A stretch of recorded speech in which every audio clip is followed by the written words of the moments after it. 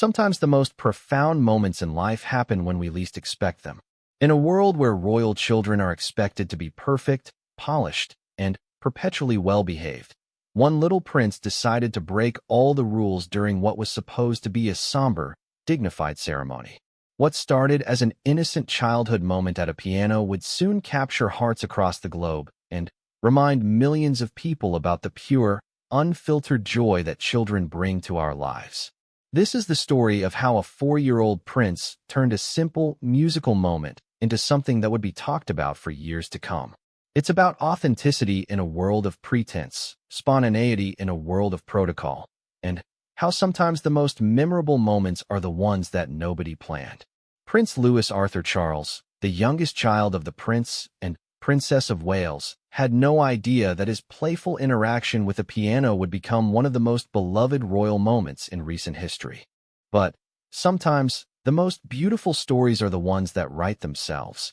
And this particular story began with the simple curiosity of a child and a melody that would touch millions of hearts around the world. The morning sun streamed through the tall windows of Adelaide Cottage, casting long shadows across the hardwood floors where 4-year-old Prince Louis was busy arranging his toy soldiers. It was a typical Tuesday morning in Windsor, but nothing about this day would remain typical for very long. Catherine, the Princess of Wales, watched her youngest son from the kitchen doorway, a cup of tea warming her hands as she observed his intense concentration. Louis had always been different from his siblings, Prince George and Princess Charlotte, where they were naturally reserved and seemed to understand the weight of their royal heritage even at their young ages. Louis was pure energy wrapped in a small package, with an infectious laugh that could light up any room. William, the Prince of Wales, was already dressed in his formal navy uniform, preparing for what would be one of the most important ceremonial events of the year. The Trooping the Colour ceremony was just days away, and today's rehearsal at Buckingham Palace would set the tone for the grand celebration of the King's official birthday. Every detail had been planned months in advance, every movement choreographed, every moment accounted for. The royal family's participation was not just tradition. It was a carefully orchestrated display of unity, heritage, and the continuation of centuries-old customs that connected the present monarchy to its storied past. Louis, however, had no understanding of such weighty matters. To him, today was simply another day filled with endless possibilities for adventure and discovery. His world was made up of simple pleasures: the feeling of grass beneath his feet in the garden, the taste of his favorite strawberry jam on morning toast, and the fascinating sounds that came from the old piano in the music room. That piano, a beautiful 1920 Steinway that had been in the royal collection for decades, had become Louis's favorite playground in recent weeks. He would climb onto the bench, his small fingers barely able to reach the keys properly, and create what he called his special songs.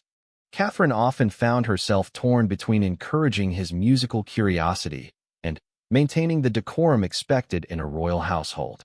But there was something about Louis's uninhibited joy when he played that reminded her of why she had fallen in love with this family in the first place. Beneath all the protocol and public scrutiny, they were simply parents trying to raise happy, healthy children. And Louis, with his wild curls and mischievous grin, was perhaps the most genuinely happy child she had ever known. The drive to Buckingham Palace that morning was unusually quiet. George, now 10 years old, sat properly in his car seat, reviewing the notes his tutor had given him about royal protocol during public ceremonies. At 7, Charlotte was already showing signs of the poise that would serve her well in her future royal duties, quietly looking out the window and waving at pedestrians who recognized their convoy. But Louis was a different story entirely. He pressed his nose against the glass, making funny faces at people on the street, completely oblivious to the fact that his antics were being photographed by long-lens cameras from buildings and street corners. When they arrived at the palace, the usually bustling courtyard was a hive of even more intense activity than usual. Guards in their distinctive red tunics and bearskin hats were practicing their formations, their movements precise and synchronized. Military bands were setting up their instruments, the brass gleaming in the morning light. Palace staff members moved with purpose, checking and double-checking every detail that would make the upcoming ceremony flawless. Lewis's eyes grew wide as he took in the spectacle. He had been to the palace many times, of course, but never during such elaborate preparations. The sounds, the colors, the energy of hundreds of people working toward a single goal. It was like stepping into a living, breathing fairy tale. He tugged on his mother's hand, pointing excitedly at everything from the mounted guards to the elaborate floral arrangements being positioned along the parade route. Inside the palace, the family was directed to the white drawing room, where they would wait before taking their positions on the famous balcony for the flyover rehearsal. This room, with its pristine white and gold decor, priceless artworks, and furniture that had witnessed decades of royal history, was usually a place of quiet reverence. Family members would gather here before important state functions, taking a moment to center themselves before stepping into their public roles. But Lewis had other plans. The moment he entered the room, his attention was captured not by the magnificent paintings or the ornate ceiling, but by something much more interesting to his 4-year-old mind. A beautiful grand piano positioned near the large windows overlooking the palace gardens. This wasn't just any piano. It was a concert-quality Steinway, used for intimate musical performances for visiting dignitaries and special occasions. Its black lacquer surface gleamed like a mirror, and the afternoon light streaming through the windows made the ivory keys seem to glow with an inner warmth. While the adults engaged in quiet conversation about the day's schedule and the upcoming ceremony, Lewis slipped away from the group with the stealth that only small children seemed to possess. His feet, still in his polished black shoes, made soft padding sounds on the ornate carpet as he approached the piano. The bench was too high for him to climb onto easily, but Lewis was nothing if not resourceful. He had learned from his adventures with the piano at home that if he stood on his tiptoes and stretched his arms just right, he could reach the keys. What happened next would later be described by those present as pure magic. Lewis began to play, but not with the tentative, hesitant touch of a child unfamiliar with the instrument. Instead, his small fingers moved across the keys with surprising confidence, creating a melody that was simultaneously childlike and hauntingly beautiful. It wasn't a song that anyone recognized. It seemed to come from somewhere deep within his imagination, a musical expression of pure joy and wonder. The conversation in the room gradually died away as, one by one, the adults became aware of the extraordinary sound filling the space. William was the first to turn, his face showing a mixture of parental pride and mild concern about protocol. Catherine's hand moved to her heart as she recognized the melody Lewis was playing. It was a variation of a lullaby she used to sing to him as a baby, but transformed by his innocent creativity into something entirely new and magical. Even the usually stoic palace staff members who had been moving efficiently through the room stopped their tasks to listen. There was something about the purity of the sound, the complete lack of self-consciousness in Lewis's performance, that seemed to transport everyone present to a simpler time and place. In a world increasingly dominated by carefully calculated public appearances and media-managed moments, here was something completely authentic and unrehearsed. King Charles, who had just arrived for the rehearsal briefing, paused in the doorway when he heard the music. His face, usually composed and formal during official functions, broke into the kind of genuine smile that photographers rarely captured. Here was his grandson, completely absorbed in creating something beautiful, oblivious to the fact that he was performing for some of the most important people in the British monarchy. But the most remarkable thing about this moment wasn't just Lewis's unexpected musical ability or the beauty of his improvised melody. It was the way his pure, unguarded joy seemed to transform everyone in the room. For those few minutes, the weight of royal duty, the pressure of public expectations, and the constant awareness of being watched and judged simply melted away. They were no longer the future king and queen, the sovereign and his courtiers, or the staff of one of the world's most scrutinized institutions.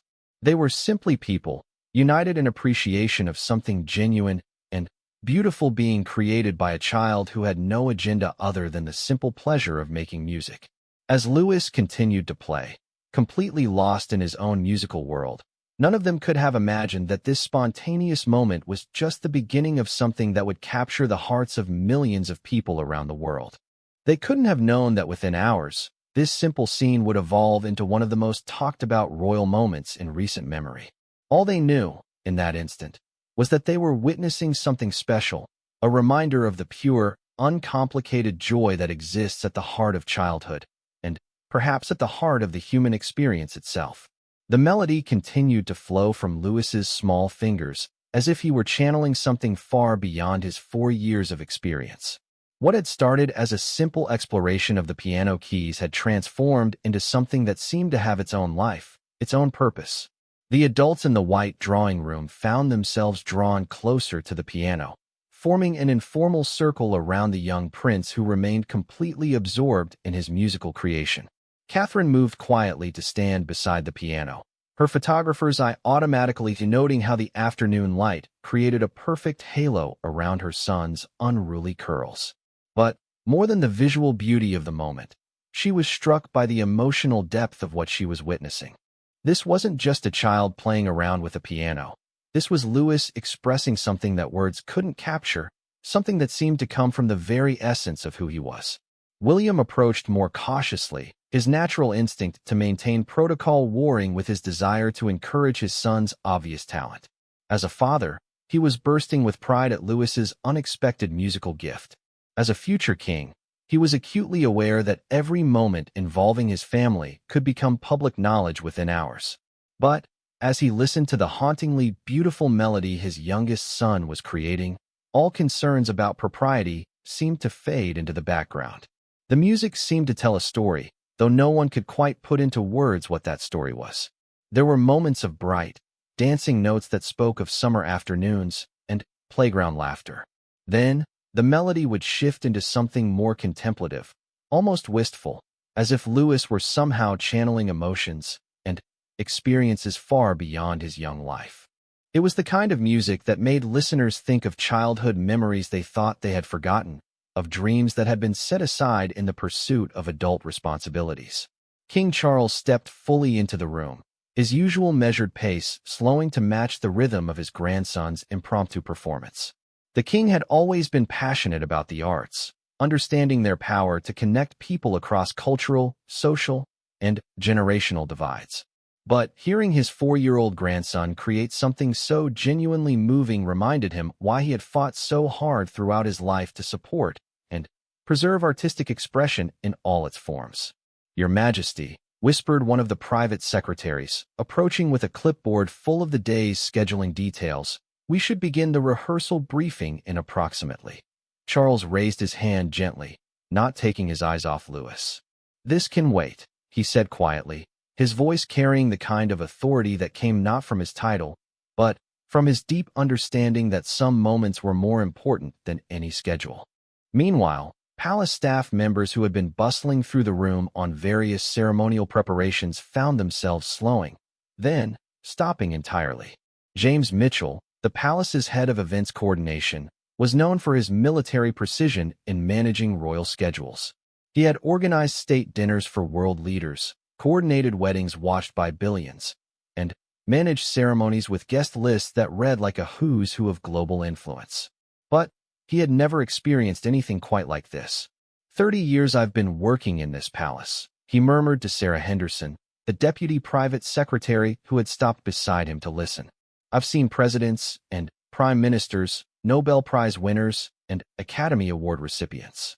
But I've never heard anything quite so." He paused, searching for the right word. "Honest," Sarah suggested, her own eyes slightly misty as she watched Louis's complete absorption in his music. "That's exactly it," James nodded. "Just completely honest." As if sensing the attention he was receiving, Louis began to incorporate little dramatic flourishes into his playing. His left hand, which had been providing simple bass notes, began to dance across the lower keys with more complexity. His right hand found a melody line that soared above the accompaniment, creating harmonies that shouldn't have been possible for someone his age to understand, let alone execute. Princess Charlotte, who had been quietly observing from her chair near the window, rose and moved closer to her little brother. At 7, She was already developing the keen social awareness that would serve her well in her future royal duties. But she was still young enough to be genuinely amazed by what she was witnessing.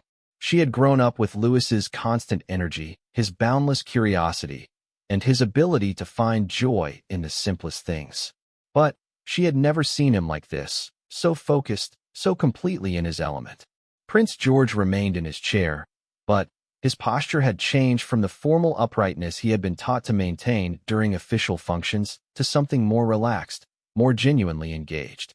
At 10, he was old enough to understand the significance of royal protocol, but he was also old enough to recognize when something truly special was happening. His younger brother, the one who usually needed to be reminded to sit still during family photos, who turned every formal dinner into an adventure in creative eating, was creating something beautiful that was capturing the attention of everyone in the room. The melody began to shift again, taking on qualities that seemed to reflect the grandeur of the palace itself. Louis's small hands moved across the keys with increasing confidence, as if the piano were teaching him as much as he was discovering it. The sound filled the high-ceilinged room, bouncing off the ornate walls and creating an almost cathedral-like acoustic experience. Outside the windows, the preparations for the ceremony rehearsal continued. Military bands practiced their formations in the courtyard below, their crisp, precise movements a stark contrast to the free-flowing creativity happening in the room above. Guards adjusted their uniforms and checked their ceremonial swords, completely unaware that just floors above them, a 4-year-old prince was creating a moment that would be remembered long after the day's formal ceremonies were forgotten. Catherine found herself thinking about the conversations she and William had been having lately about their children's futures.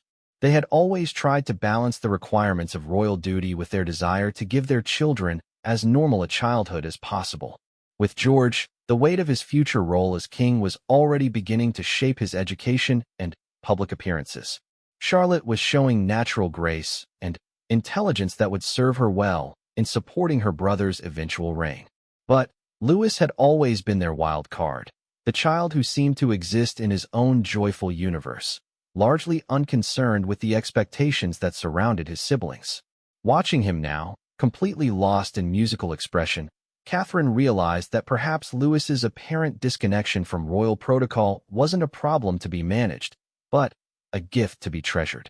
In a world where every royal action was analyzed, criticized, and debated, Louis represented something increasingly rare: authenticity without agenda, joy without calculation, creativity without constraint. The melody reached what seemed to be a natural crescendo, Louis's small hands stretching to reach notes at both ends of the keyboard.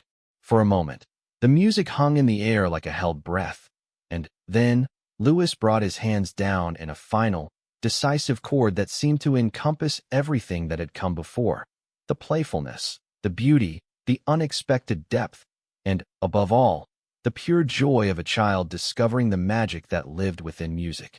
The silence that followed was profound.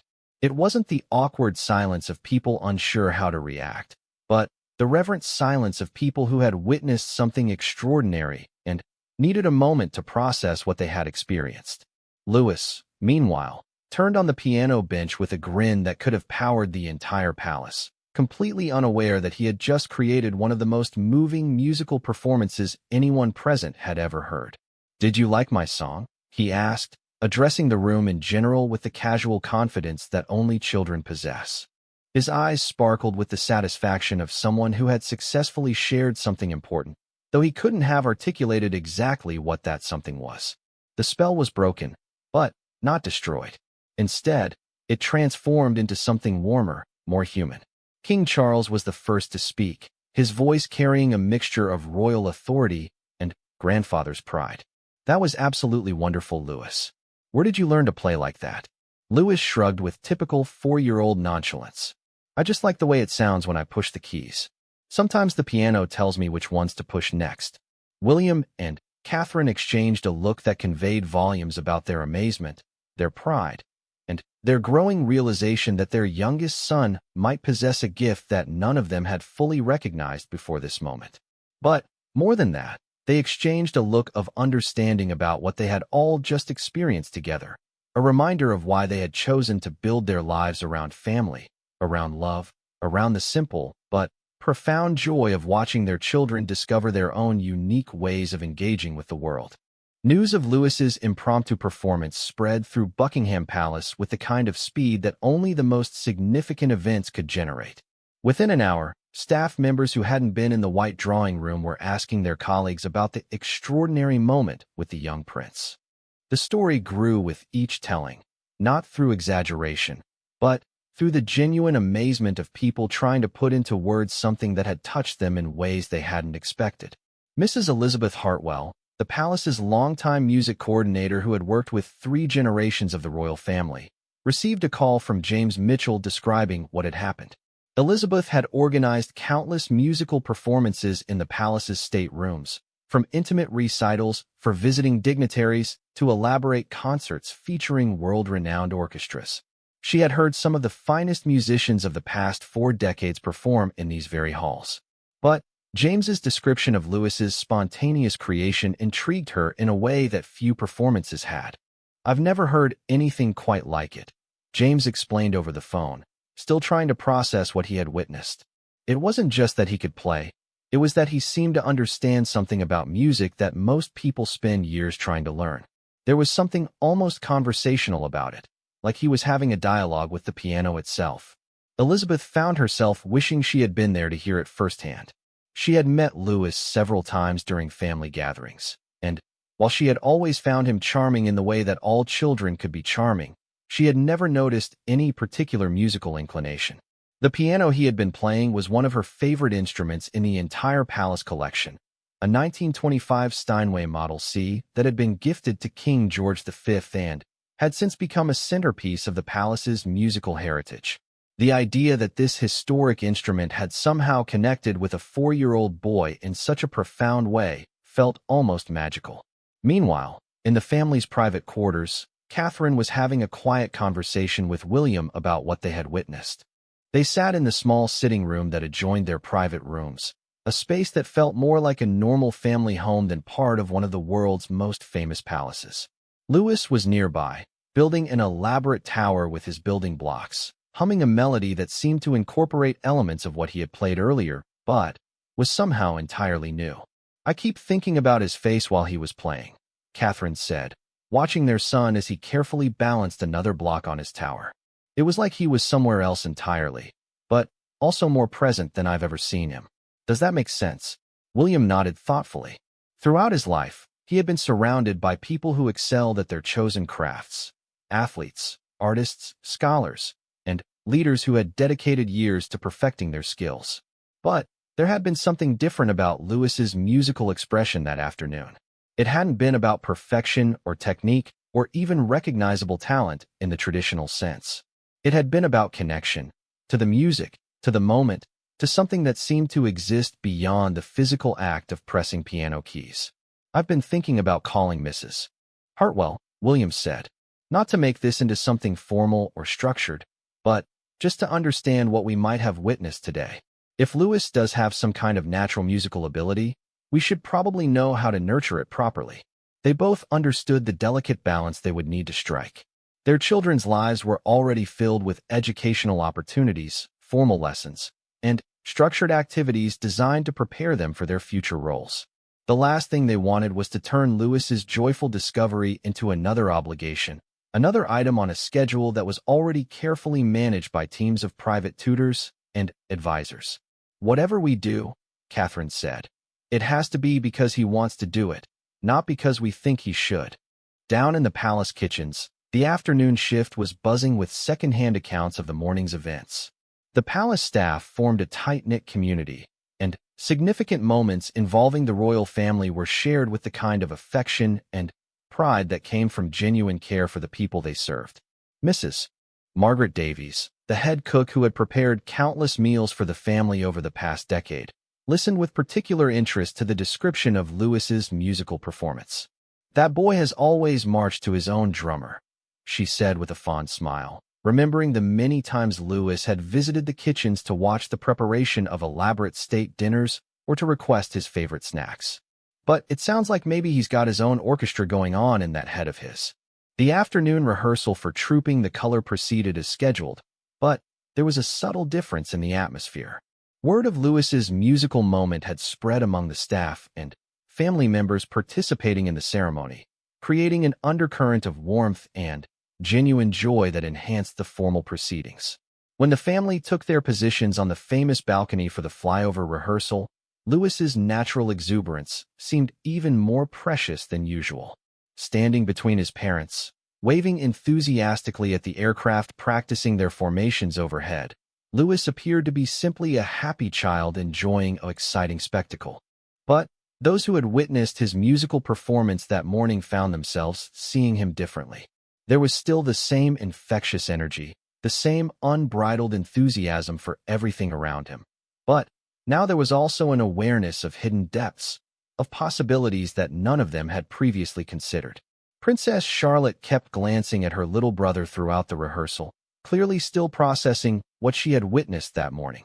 At 7, she was old enough to understand that not everyone could do what Lewis had done with the piano, but young enough to accept it as simply another fascinating aspect of her unpredictable younger sibling.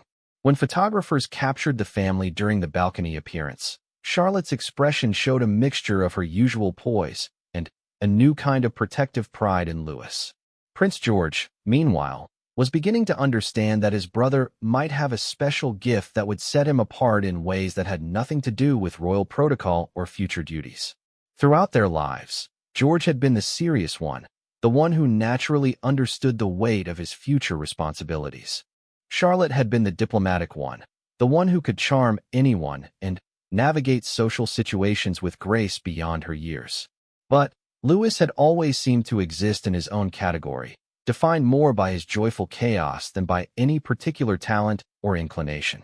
Now, George was beginning to see that Lewis's apparent disconnection from the structured world around him might actually be a different kind of connection to something equally important.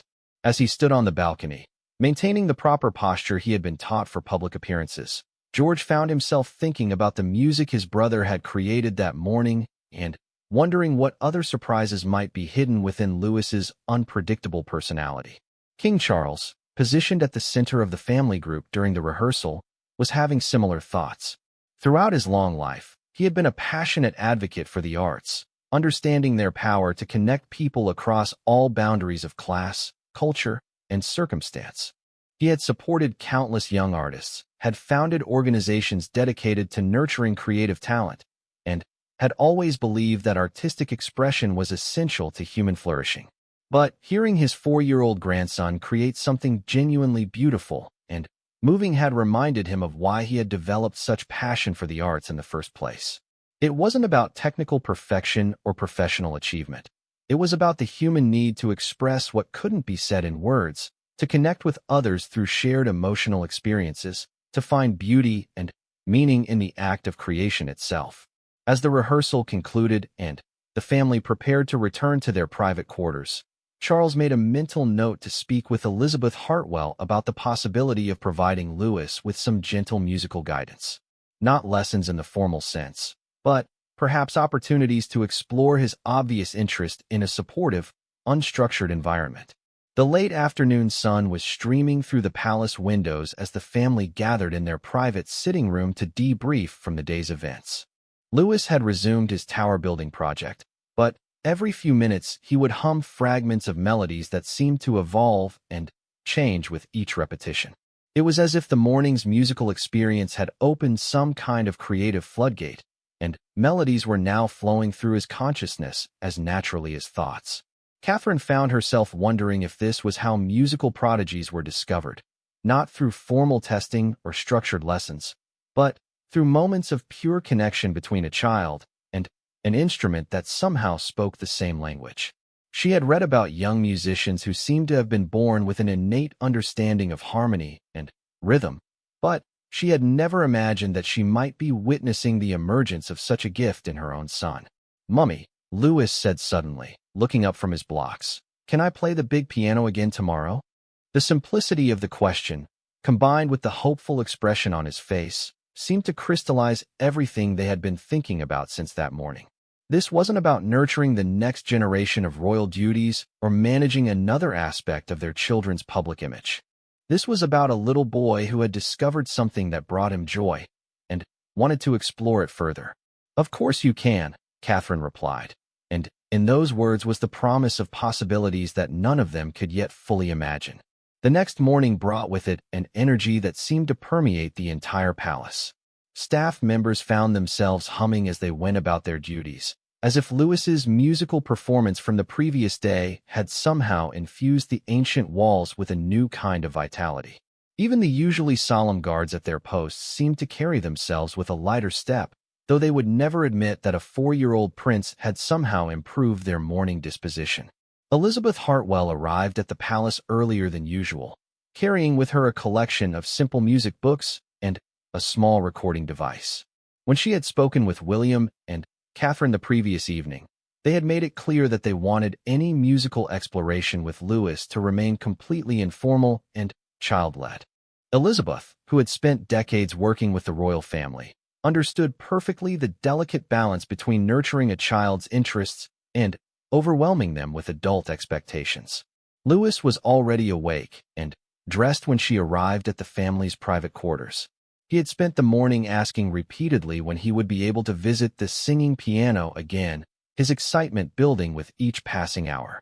When Elizabeth introduced herself as someone who knew a lot about pianos and music, Louis's eyes lit up with the kind of pure enthusiasm that made everyone around him smile. "Can you make the piano sing too?" Louis asked as they walked together toward the white drawing room where his previous day's performance had taken place. "I can play some songs on it," Elizabeth replied carefully, "but I'm much more interested in hearing the songs that you can make. Your parents told me that you created something very beautiful yesterday." As they entered the drawing room, Louis immediately gravitated toward the piano as if it were an old friend waiting to be greeted. Elizabeth watched with professional interest as he approached the instrument. There was none of the tentative uncertainty she usually observed in young children encountering a piano for the first time. Instead, Louis moved toward the bench with the confidence of someone returning to a familiar and beloved space. "Would you like to show me what you played yesterday?" Elizabeth asked, settling into a nearby chair where she could observe without making Louis feel scrutinized. Louis climbed onto the bench, his small hands hovering over the keys for just a moment before beginning to play. What emerged was not an exact reproduction of the previous day's performance, but something that seemed to grow from the same musical seed. The melody was recognizable but evolved, as if Louis's musical understanding had deepened overnight and was now expressing itself with even greater complexity. Elizabeth found herself leaning forward, her trained ear catching nuances that amazed her. Louis was instinctively creating harmonic progressions that many adult musicians struggled to understand theoretically. His sense of rhythm was sophisticated, incorporating subtle variations that gave the music a breathing, organic quality. But, most remarkably, he was telling a story through his playing. She could hear narrative arcs, emotional developments, and thematic variations that suggested a natural understanding of musical structure. "That's wonderful, Louis," she said when he reached what seemed to be a natural pause. "It sounds like the piano really does sing for you. Can you play something different? Maybe something that sounds like a sunny day?" Without hesitation, Louis's hands moved to a different section of the keyboard, and suddenly, the room was filled with bright, dancing melodies that did indeed evoke images of sunshine and warmth. His left hand provided a steady, rhythmic foundation, while his right hand explored playful melodic patterns that seemed to bounce and sparkle like light on water. "Now something that sounds like nighttime," Elizabeth suggested, curious to see how Louis would interpret such an abstract concept through music. The change was immediate and profound. Louis's hands moved to the lower registers of the piano, creating deep, resonant tones that seemed to echo with mystery and wonder. The melody became more contemplative, more expansive, as if he were somehow channeling the vastness and quiet beauty of the night sky. Elizabeth had worked with professional composers who struggled to evoke such clear emotional landscapes through their music. Meanwhile, Catherine had positioned herself just outside the drawing room, close enough to hear what was happening but far enough away to allow Louis and Elizabeth to develop their musical rapport without feeling observed. What she heard confirmed what she had begun to suspect the previous day. This wasn't simply a case of a child playing around with a piano. Lewis was demonstrating a level of musical intuition that seemed to come from somewhere beyond his 4 years of life experience.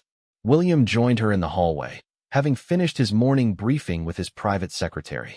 Together, they listened as Elizabeth continued to offer gentle suggestions, and Lewis responded with musical interpretations that seemed to exceed every expectation. When Elizabeth asked for music that sounded like rain, Lewis created delicate, cascading patterns that perfectly captured the rhythm and texture of a gentle shower. When she requested something that felt like flying, he produced soaring melodies that seemed to lift the listener off the ground. "I've never heard anything quite like this," William whispered to Catherine. "It's like he's speaking a language that most of us spend years trying to learn." After about 30 minutes of this musical exploration, Elizabeth called for a break, sensing that Lewis was beginning to tire from the intensity of sustained creativity. But, rather than seeming exhausted, Lewis appeared energized and happy, bouncing slightly on the piano bench as he asked if they could make more music songs. "In a little while," Elizabeth promised. "But first, I want to ask you something. When you're playing the piano, what does it feel like?" Lewis considered this question with the seriousness that children often brought to inquiries about their inner experiences. "It feels like the piano is telling me secrets," he said finally. "Happy secrets and sad secrets and exciting secrets. And when I push the keys, I can tell the secrets to other people." Elizabeth felt a shiver run down her spine. In 40 years of musical education and performance, she had rarely heard such an eloquent description of what music could be at its most profound level. A language for sharing experiences and emotions that couldn't be communicated any other way. Catherine and William entered the room then, having heard enough to understand that they were witnessing something truly special.